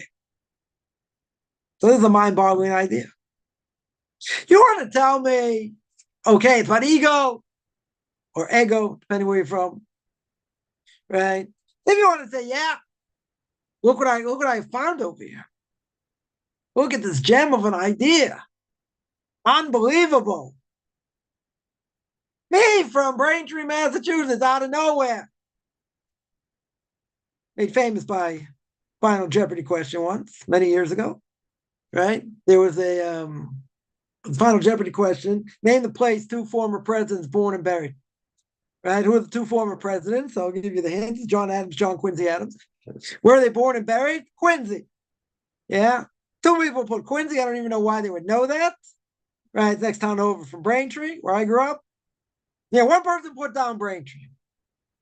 So Alex Trebek, blessed memory, yeah. So he gave a whole 5-minute explanation. Braintree is a very part of Quincy, and they broke off or whatever. I'm like, I'm famous. But why would anyone know that? You grew up there, you know that. Why would anyone know that in general? Yeah. Anyway, I digress here. Right? But imagine you come up with this great idea. You want to look wicked smart in front of other people. So you say it is your own idea. You say it is your own idea. Beautiful. Well, what's the problem? It's not your own idea. It's not your idea. Where'd the idea come from? Came from an early commentator. Oh, but you want to say it is your own. So my explanation was, again, let's say see this anywhere brought down, still think it's true, but you want to say it in your name. Right? It looks better if you say it in your name than someone else's name. Even if they said it 100 years ago, 200 years ago, whatever it is. Yeah, you want to say it in your own name. You want to make yourself look better. Good. Says the Mishnah Pirkei Avos, guess what? You didn't say you can't do that. You got to give credit to who said it. It's not your idea. Someone else brought it to the world and you attached to it. Yeah, very good. But you got to give credit where it was, where it belongs. It says the Mishnah in Pirkei Avos, if you do that and you beat down your ego or ego, right? You beat down your ego over here. What can that do? That can bring the gula. That can bring the redemption closer.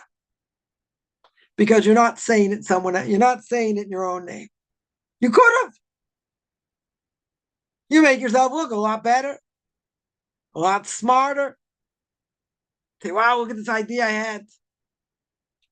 And then go try and explain it, where it came from and what the answer is and whatever. But someone said it 200 years ago, 300 years ago, 500 years ago.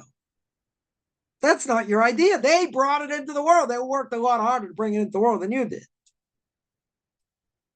But still, you had someone who asked the question. Pretty amazing thing. Someone asked the question. Okay. Now again, for me, that was ecstatic. Right? Why? Because I saw someone ask the question. I was very happy. I just didn't know exactly what I hit on. Right? It was a lot more complex than I thought. And a lot, it was like depended on like a whole bunch of different factors that I never really thought of, when I was thinking about this question. But anyway, I thought I brought it down. So I was very happy. So the ultimate thing would have been say it in your own name. Let's see, when you're Mavata, when you give over, and you say it in the name of someone else, even though really you could have said it in your own name, and no one else would have known the difference, maybe. That's humility. And when a person is humble, true humility, and God sees that brings redemption close. If God can look down and say, look at my creation, flesh and blood. Flesh and blood. This person could have given in to their ego. They could have given in, made themselves look better. People are going to praise them. What a great question. This, that. But what did that person do? It's not true. It's true. You had the idea. Very good. But where'd the idea come from? Came from the early commentator, not you. You want to say, I thought like this, I thought like that, and that's how I got to it. Very good. But I guarantee it took that commentator to get it, took them much longer to get to. But they brought it into the world. That's what King Solomon says in Ecclesiastes. There isn't anything new under the sun. Which means you're not going to think of an idea that no one else has thought of before. So if a person's learning something and no commentary says it, most likely what you think isn't true. Because otherwise, why wouldn't have this great commentary said it? You think they wouldn't have thought it? Of course they would have thought it. Right? I remember I was learning something, and I was working for a couple of days, back and forth, a certain idea. I didn't see anyone who brought it down. I'm looking here, looking there, this, that. I went further. I came back to it. It's trying to, grind it up and this and that. Didn't see anyone who asked the question. So I'm thinking, okay, so it's not really a question. But I'm like, why? It should be obvious over here. So I was learning something that was a mixture of, what do you call it? Sacrifices and purity at the same time, right? Very difficult things. I said, I'm not so well versed in the verses. Let me go back. Let me look up, this topic in the Torah. Let me look at the verses. Maybe I missed something. Maybe I missed something in the verse. Yeah, maybe I missed something obvious. It happened. So what happened? It's the ultimate humility or feeling stupid. So I took out a chumash. I looked up the verses. I'm like, there it is. Because I didn't look at it as carefully as I should have. There it was, black and white. There was no question. You know why? Because the Torah said like this. If you got the Torah said like this, the question goes away. But you still get credit for that. That's still an aspect of learning Torah. Yeah.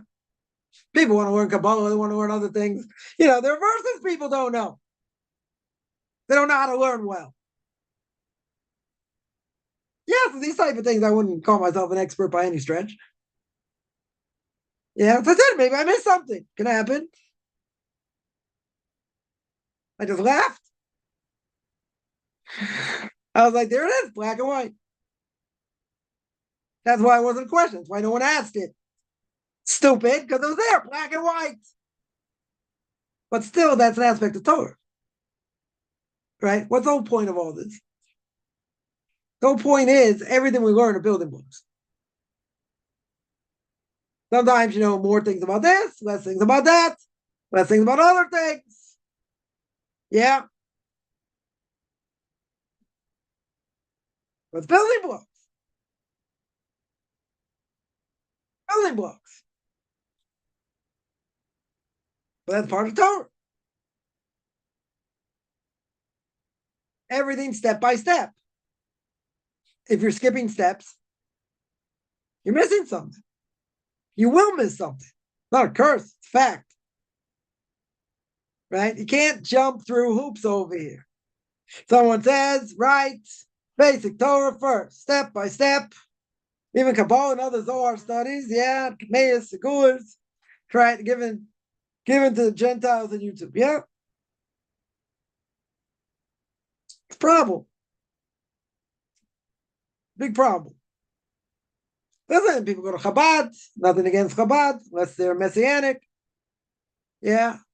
They're teaching people, I mentioned this last week, teaching people Tanya, very good. Tanya is very, very much steeped in Hasidus and Kabbalah. It's very complex. Very, very complex.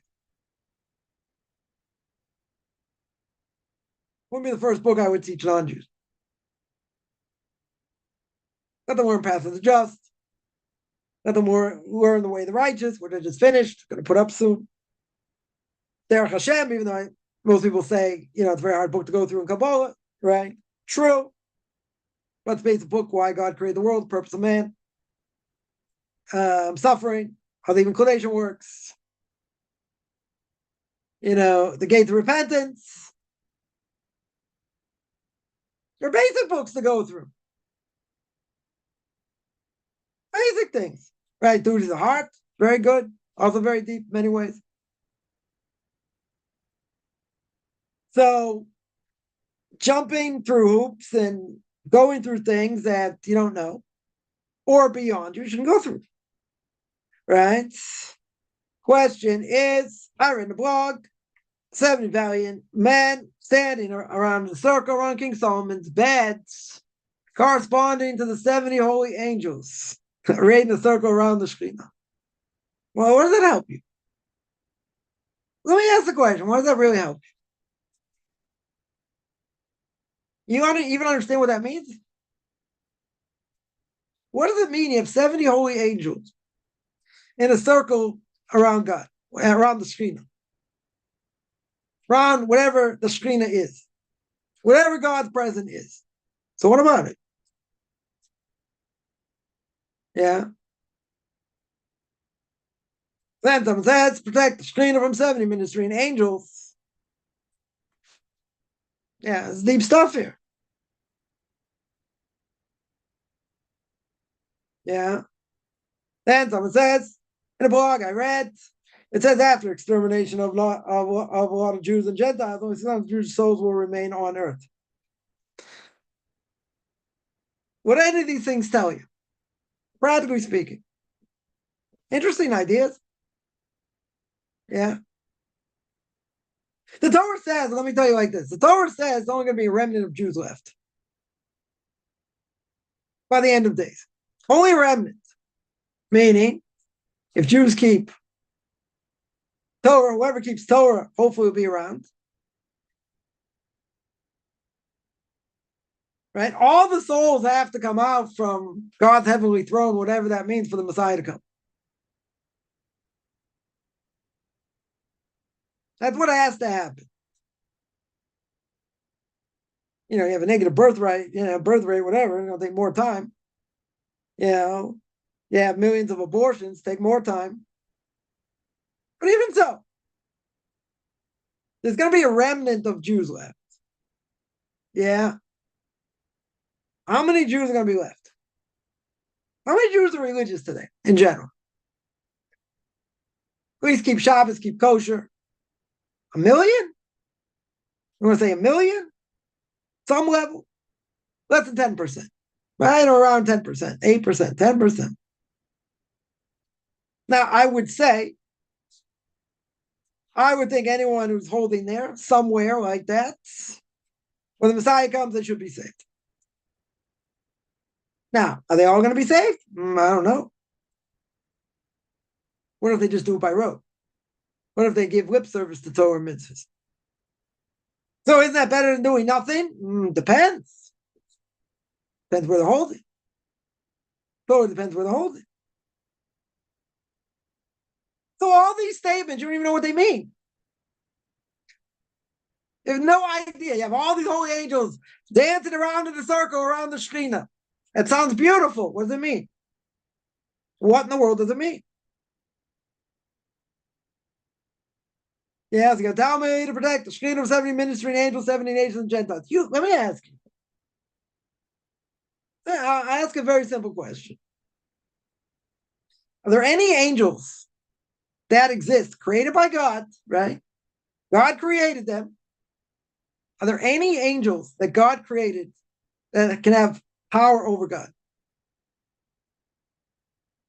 Right? Let's ask the question again. Can any inanimate object, the sun, the stars, moon, any of these things that God created, right? Go back to creation. Or any spiritual thing, demons, angels, right? Demons really, angels have people, whatever, right? Spiritual forces. Let me ask. So, a very simple question. Is God going to be worried about them? Can angels overthrow God? Legitimate question. So if you're going to tell me they're there to protect the 70 ministering angels and 70 nations, God needs protection? the Shekhinah needs protection? Who's need protection from?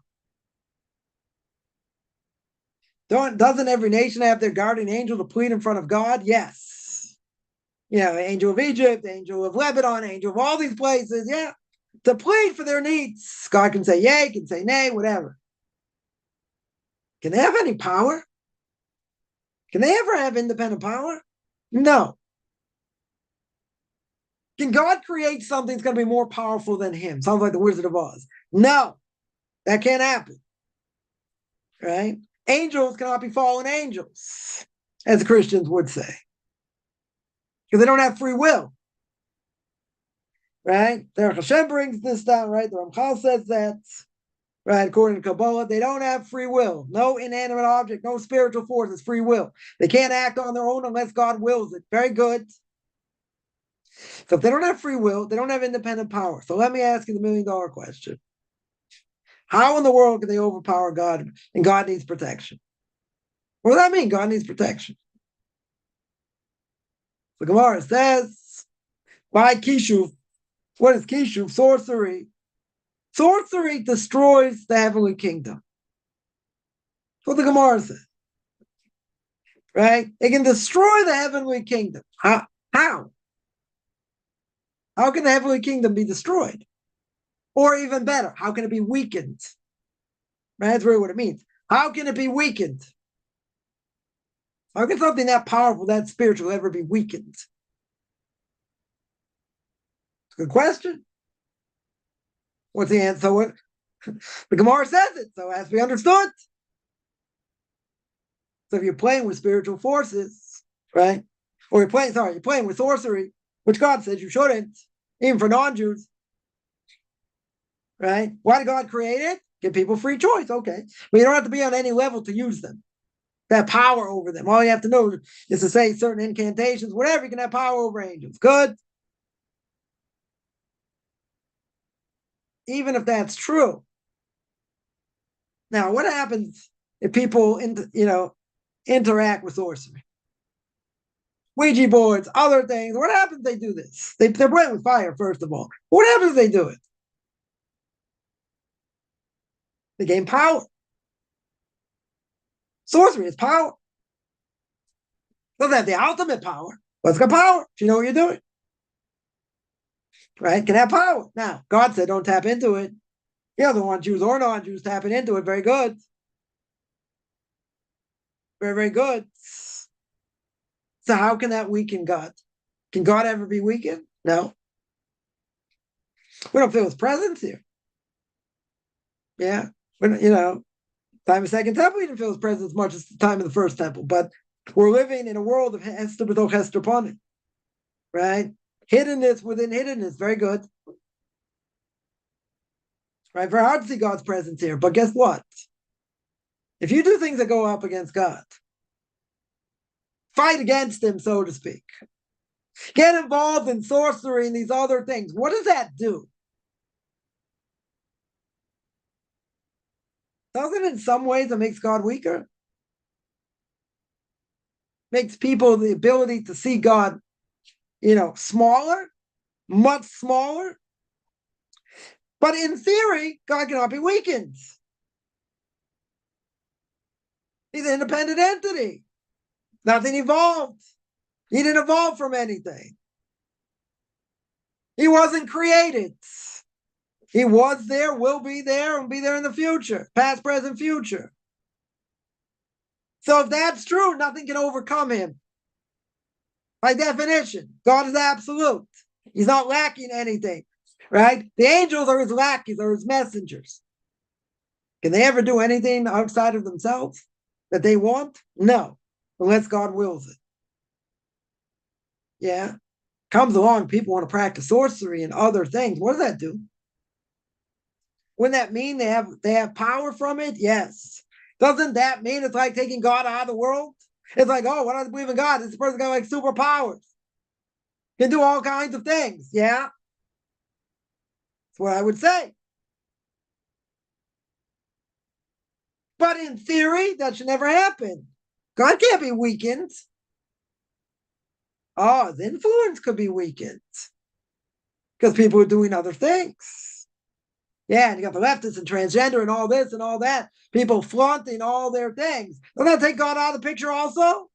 We live in a very atheist world in many ways. Doesn't that take God out of the world? Sure.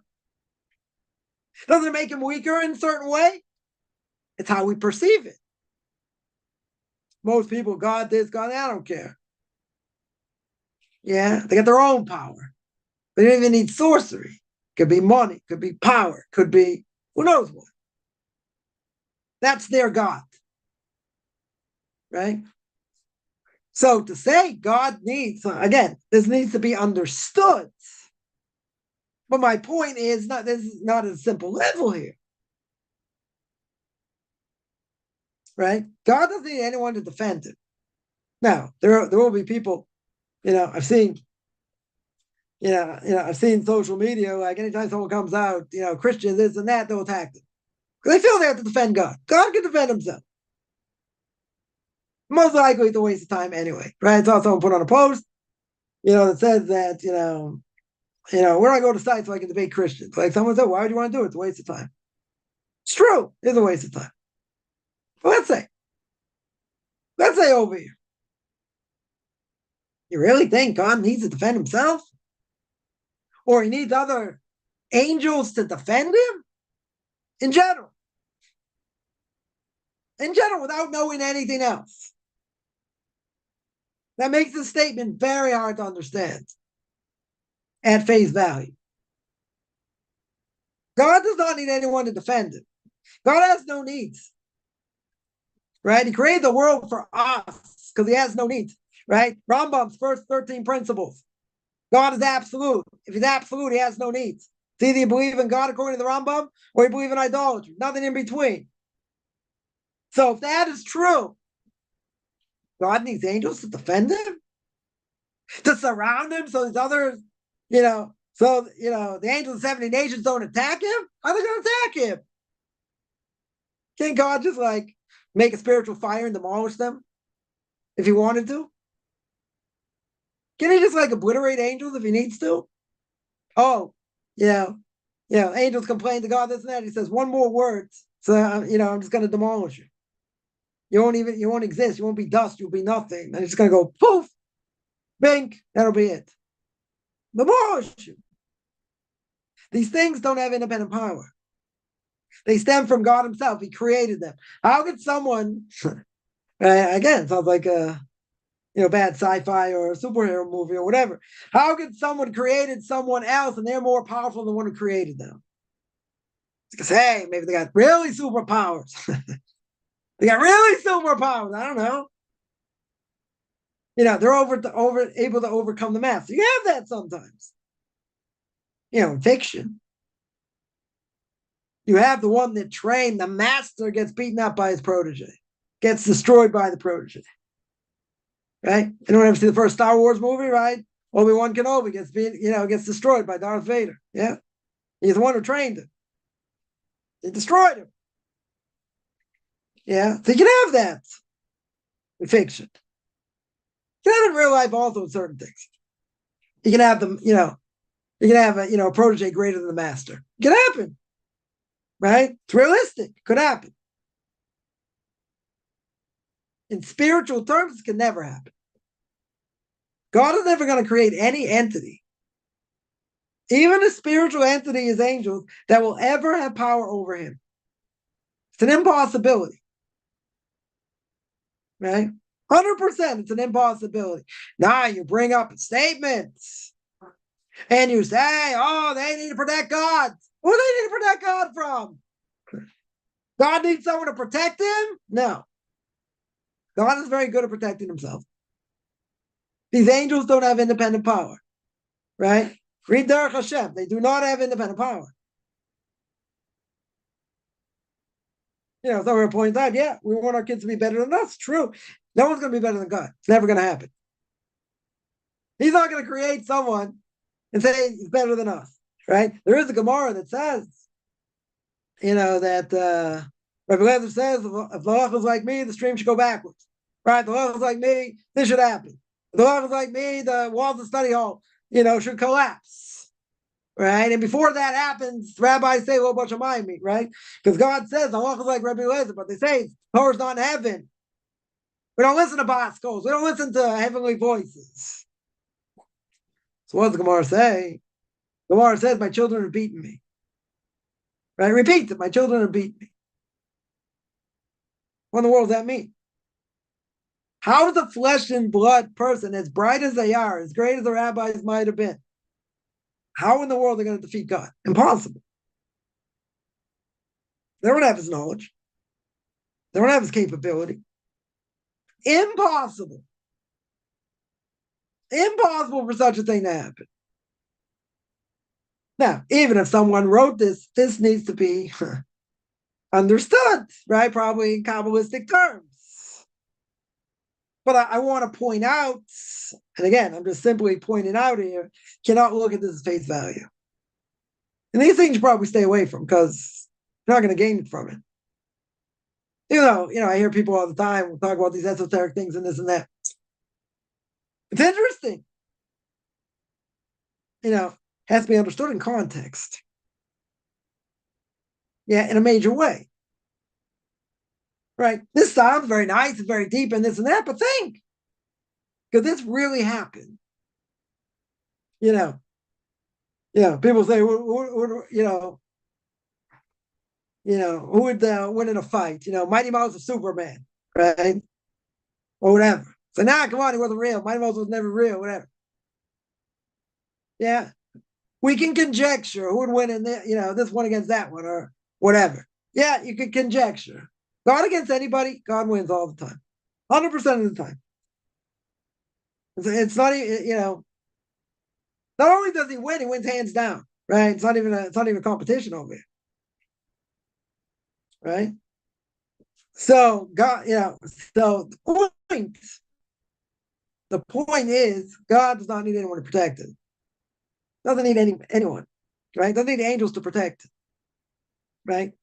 So this whole statement needs to be understood. I'm just pointing it out in simple terms, understandable. Which is why people with limited knowledge shouldn't even be looking at this stuff. It's interesting. It's esoteric, yeah. But it's a lot deeper than you think. Heck of a lot deeper. Yeah. So it needs to be understood. Yeah, let me see. There are other questions here. This is what it means. You can't run till you learn how to crawl or walk. And you're not going to study higher mathematics without knowing algebra, trigonometry. We can throw out all kinds of statements, very deep esoteric statements. Okay. Now explain what that means. Logically speaking, this doesn't make sense. Maybe Kabbalistically it makes more sense, maybe. Depending on what it means. Right? But there's no point in getting involved in this stuff. Unless the person has the requisite knowledge. If a person has the requisite knowledge, good. If they don't have the requisite knowledge, put it away. You heard about such a thing, maybe, whatever the context is, it is, you move on. Because you're in this world to understand at your own level. Not at levels you're not holding by. Yeah, this is a problem. This is a good example. This is a serious problem. Right? And I could engage people in things that they've said, according to Kabbalah, this and that, turn them into a pretzel. I'm not a Kabbalist by any stretch. Yeah. Because people say things doesn't mean they know what it means at all. Because they have limited knowledge. Right? The person has to know their place, right? It's Mission Pirkei Avos to get there one day. About 92. Yeah. That Mission Pirkei Avos says you got to know your place. You got to know, where you're holding, what you know, what you don't know, and what to step into. I mentioned something once, learning something, mentioned to my Rebbe, he's like, oh, you're learning Kabbalah? Like, no, it's an explicit Ben Ish Chai, right? Ben Ish Chai was more than 100 years ago, Baghdad, right? Writes this commentary on these more esoteric, Gemaras. So I don't know. I said it's explicit Ben Ish Chai. Ben Ish Chai says. So he gave me a blessing. He said, it's a good thing you heard such a thing. Very good. He said, I give you a blessing. You should be able to learn that also. But, move on. So I said to him, tongue in cheek, I said, I bet the Rav could explain to me. He goes, I could, but you don't have time. I took off my watch, put it on the table. I was like, let's go. I'm ready. He goes, your wife's calling you. Go home. He said, it's not for you. At this moment, it's not for you. Okay? Yeah. Get there one day, maybe. Some other things want to finish, but okay. But you have to know your place. You have to know what's attainable, what's not attainable, what's beyond you. And a lot of these things in our every day-to-day life don't matter. So people get caught up on things that don't matter when they should get caught up in things that do matter. They were in the process of conversion. Yeah, what's the most important thing to learn? Well, the blessing, Shabbos, kashrus. Yeah. How to live as a Jew, how to pray. Learn Hebrew, very good. Or no, I learn what applies to them. This doesn't apply. For most people, it doesn't apply. Right? So yeah, it's a good distraction, but you're not getting what you need. Yeah, any other questions?